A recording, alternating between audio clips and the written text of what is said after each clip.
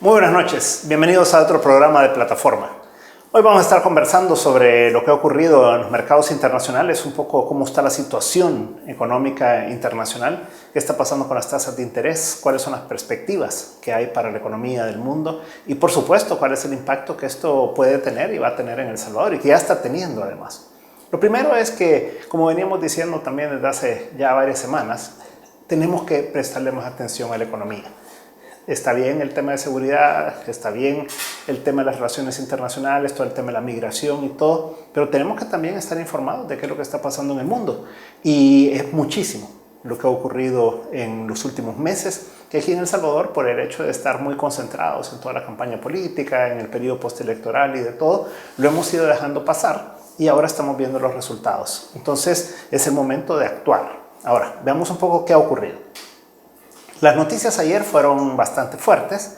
A nivel internacional se dio a conocer ya, como ya se conoce, los datos del primer semestre del año en la economía de todos los países, pues, entonces ya se llega a la conclusión de que Alemania, por un lado, Inglaterra, México, Brasil e Italia están en recesión. ¿Qué quiere decir recesión? Quiere decir que la economía no está creciendo, sino que se está reduciendo. Ese es un mal presagio, digamos, para el resto del mundo porque son economías fuertes, son economías que tienen una interrelación muy grande con otras economías y por lo tanto eso puede arrastrar a otros países. Pero si vemos también países como Hong Kong, como Singapur, han tenido una desaceleración muy importante y vemos el conflicto que hay entre China y Estados Unidos. ¿Por qué es importante el conflicto entre estos dos países?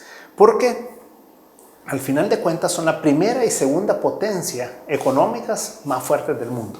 Entonces, eso quiere decir que si estas dos potencias, si estos dos países se pelean, y lo están haciendo a través del comercio internacional, y es que el presidente Trump le ha puesto unos impuestos especiales, que se llaman tarifas, a los productos que se exportan desde China hacia Estados Unidos. ¿Y eso cuál es el efecto?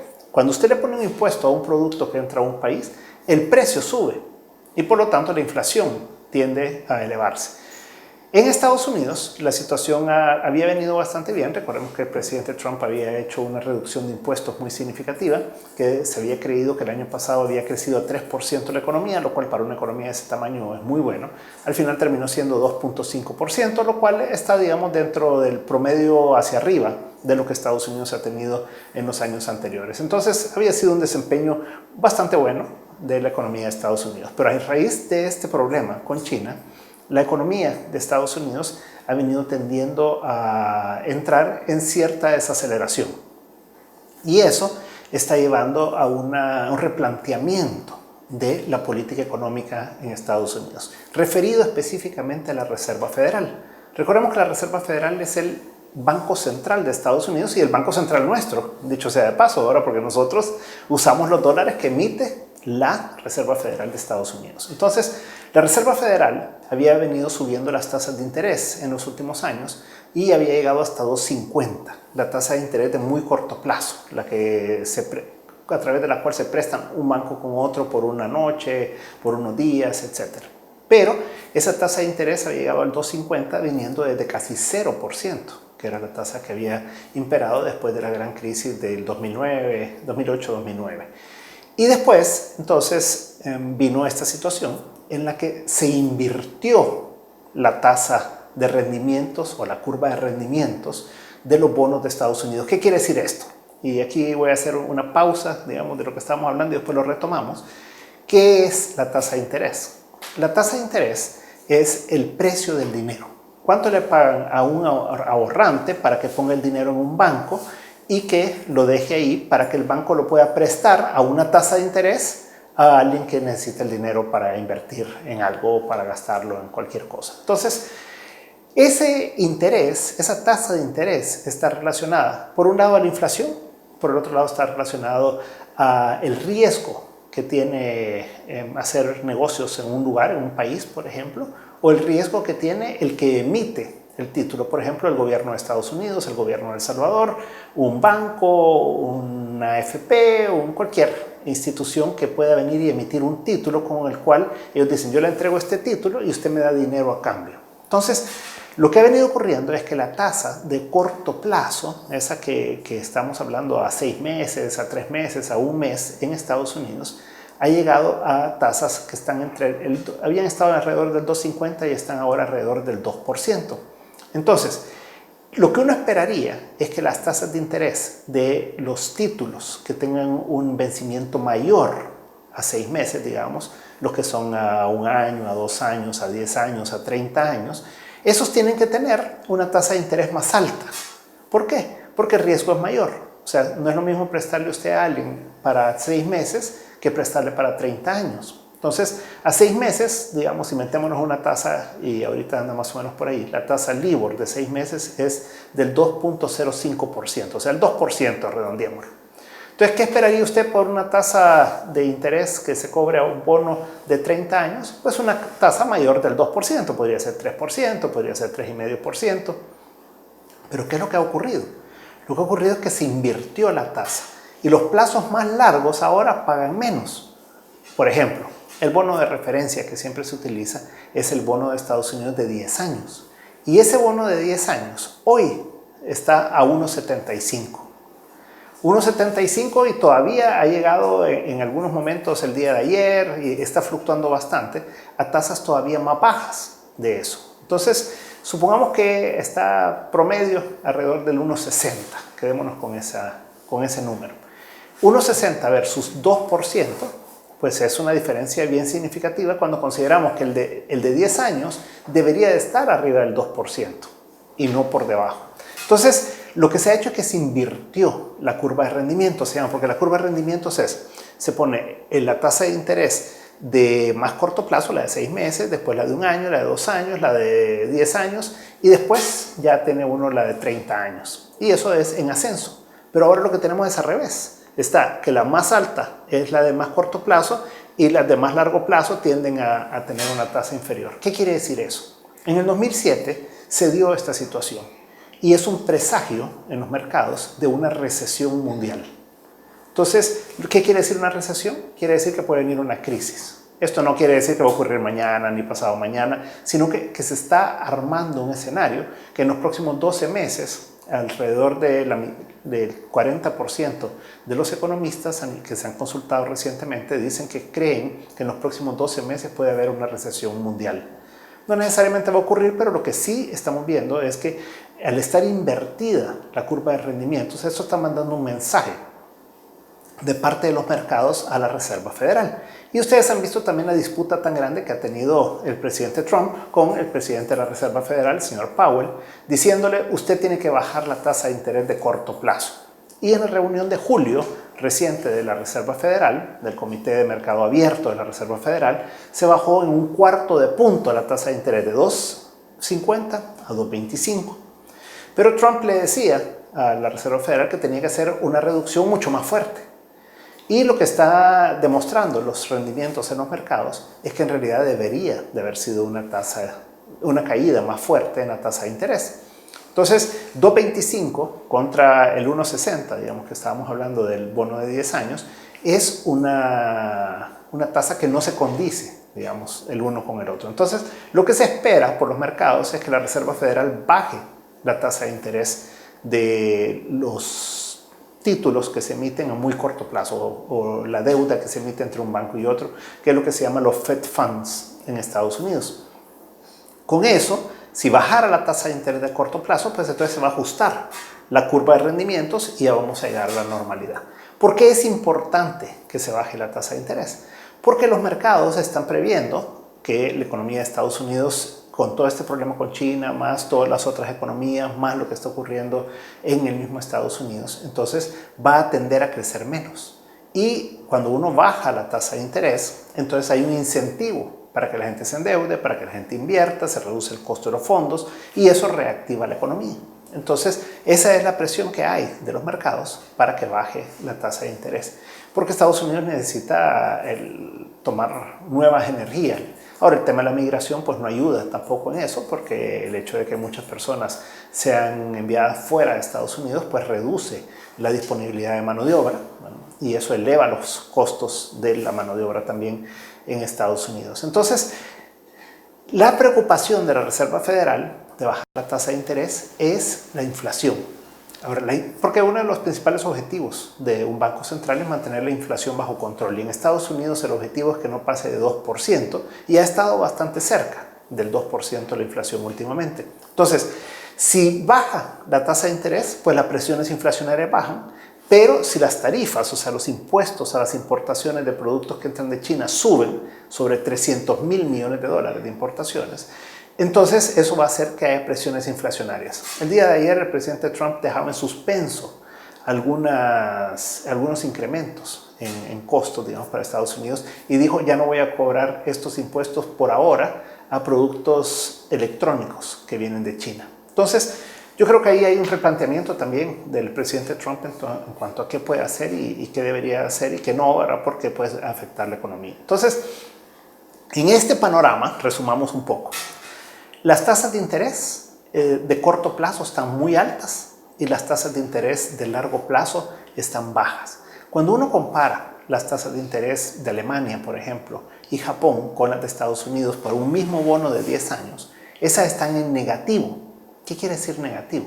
O sea, esto es algo que en la teoría económica antes se decía que era imposible, ¿verdad? Porque las tasas de interés tienen que ser mayor que cero. O sea, a usted no le pueden decir, mire, venga al banco y usted lleve un préstamo de $100 y yo le voy a pagar a usted para que se lleve el dinero. O sea, eso no ocurre, ¿verdad? Sino que uno paga los intereses por usar el dinero. Pero en este caso, el banco le estaría pagando a usted para que usted se lleve el dinero de ellos, ¿verdad? O sea, es como ridículo. Entonces, en los bonos del gobierno de Alemania y de Japón en particular, la tasa de interés es negativa.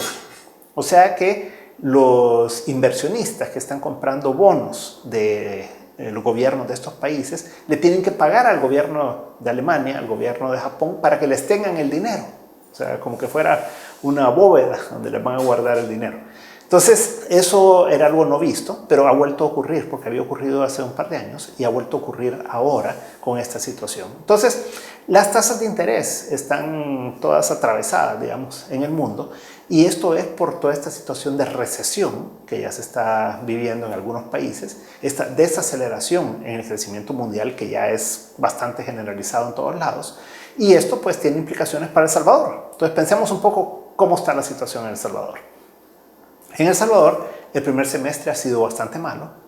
Probablemente el crecimiento fue inferior al 2%, ya lo hemos comentado antes. Yo calculo que podría haber andado el primer semestre del año en un 1.5% o algo por el estilo, lo que implica que para llegar a una tasa de crecimiento del 2,5% de aquí a fin de año, si consideramos que ya estamos en agosto, o sea, queda septiembre, octubre, noviembre y diciembre, ¿verdad? Si en estos 4 meses que restan no crecemos a una tasa de alrededor del 4%, entonces va a ser muy difícil que podamos llegar a una tasa de crecimiento del 2,5%. Yo creo que si la situación sigue como va, la economía de El Salvador se va a desacelerar este año con respecto a los crecimientos que tuvimos en años anteriores. ¿Qué está influyendo aquí? Por un lado, las remesas familiares, que están relacionadas a Estados Unidos. Las remesas familiares, lo hemos comentado también, han venido creciendo en años anteriores, en el año 2017 y 2018, a una tasa promedio de más o menos al 8.5%. Pero ahora están creciendo al 3.5%.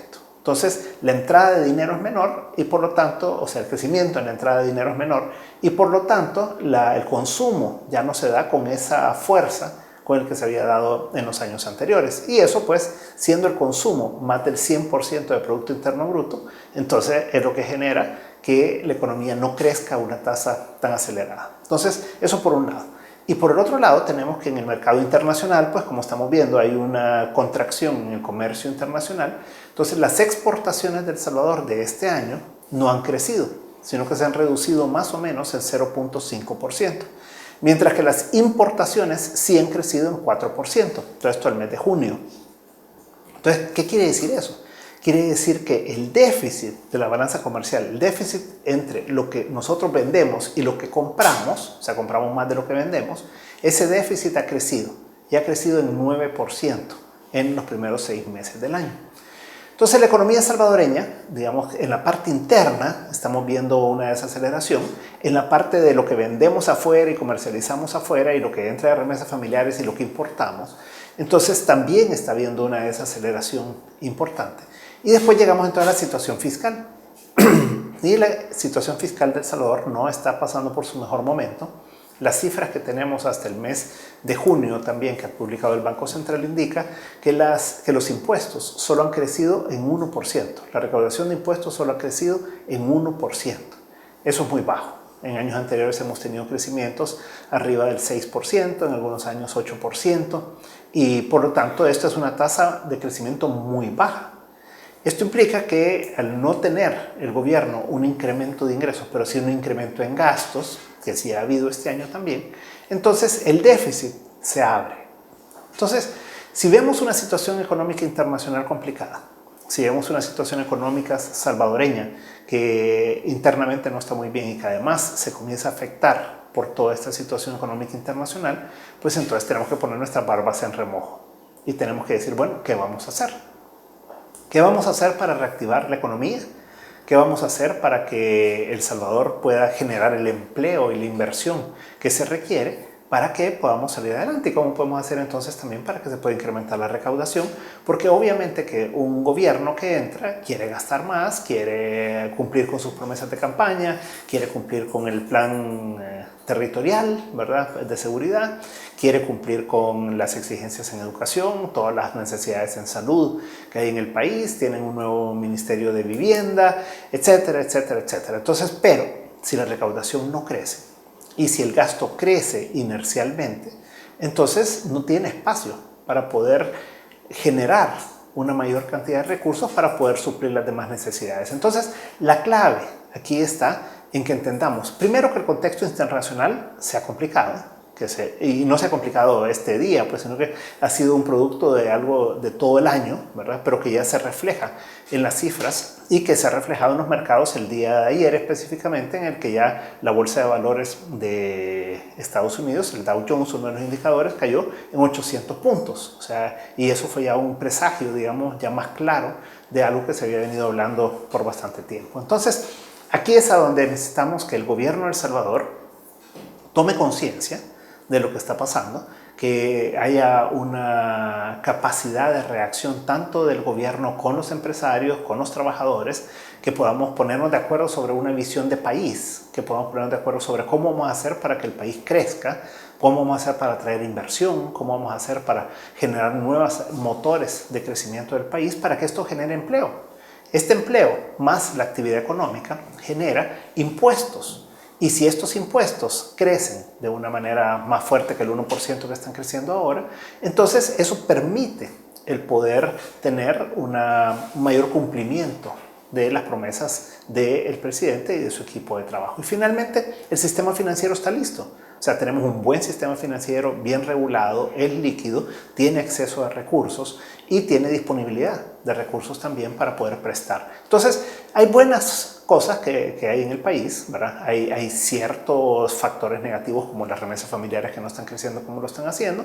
Es posible que regresen personas también que puedan venir a contribuir más a trabajar en el país, pero tenemos un sistema financiero fuerte, un sistema financiero que puede apuntalar y que puede empujar el crecimiento de la economía. Así que ojalá que en El Salvador le pongamos atención a esto, que no esperemos que la situación se ponga más complicada, sino que le demos la vuelta, que cambiemos la tendencia que llevamos y que de esa manera pues los salvadoreños podamos vivir en El Salvador con oportunidades mejores, que nadie esté pensando en que solo tiene la posibilidad de emigrar para poder tener un futuro mejor y que construyamos aquí una sociedad en la que podamos progresar todos y que nuestros hijos puedan desarrollarse bien.